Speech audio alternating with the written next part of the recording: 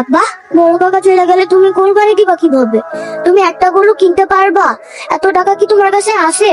আমারে আল্লাহ যদি চায় গরু কিনতে না পারি তো কি হয়েছে, ছাগল কিনবো। আমি তো তোমার কথা দিছি, তোমার আশাটা আমি পূরণ করবো। কি রে বাজান, কই যাইতাছস তোরা? বয়স হয়েছে তো তোমার, স্মৃতিশক্তি সব লোক পেয়েছে। গতকালকে বললাম না শ্বশুর বাড়িতে যাব, এবারে ঈদটা আমি ওইখানে করব, এখনই ভুলে বসে আছো? আচ্ছা ঠিক আছে, টেনশন করো না, কিছু মাংস পাঠিয়ে দেবো। তাই তুমি এত কথা কেন বলতেছো? কাল বাদে পরশু দিন হচ্ছে কি কুরবানি, আব্বা তোমার জন্য অপেক্ষা করতেছে, গরু কিনতে যাবে। আর আম্মা ওকে একবারে চলে যাচ্ছে নাকি কোনোদিন আসবে না, নাকি আপনি মরে যাবেন? ভাবি, এটা তুমি কেমন কথা কইলা? মুরব্বী মানুষ, কথাটা শুনে কষ্ট পাইছে না? ওনার একটু বুঝাই কইলেই তো হয় সুন্দর করে।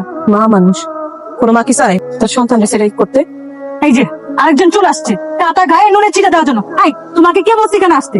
এখানে মনে হচ্ছে ঈদ করতে আসাটাই ভুল হয়ে গেছে। কই যাইতেছো তোমরা? ওই আমার তো মনে হচ্ছে মাইক একটা ভাড়া করে জনে জনে বলতে হবে আমি শ্বশুর বাড়ি যাচ্ছি, কোরবানি ঈদটা শ্বশুর বাড়িতে করবো। এবার বুঝতে পেরেছেন? মার কতদিনের আশা ছিল, স্বপ্ন ছিল তোমার লোক ঈদ করবো। এই যে তোমরা বাড়িতে আইছো, আমার মায়েরা কত খুশি হয়েছে, অথচ তুমি শ্বশুর বাড়িতে ঈদ করতে চলে যেতেছো, মার স্বপ্নটা ভাঙ্গা। আচ্ছা আমি কখন কি করব, কোন সিচুয়েশনে কি ডিসিশন নিব তোর কাছে বলে করে করতে হবে? তাছাড়া আমার শ্বশুর বাড়িতে তোদের সাথে ঠিক করা আমার জরুরি হয়ে গেল। দাদি, তোমার খুব খারাপ লাগতেছে, আমি বুঝি, কারণ তোমার সন্তান তোমার রেখা চলে গেছে। জামাই বাবাজি, বলছিলাম সময় তো আর বেশি নাই, কাল বাদ দিয়ে পরশু দিনই গরু কিনতে যাওয়া কবে কোরবানির জন্য? এই তো খাওয়া দাওয়া শেষ করে চলেন আমরা রওনা করে দিই। আই, তাড়াতাড়ি খাওয়া শেষ করো, বাজারের সবচেয়ে বড় গরুটা আনতে হবে, নাহলে কিন্তু আবার অন্য কেউ নিয়ে যাবে।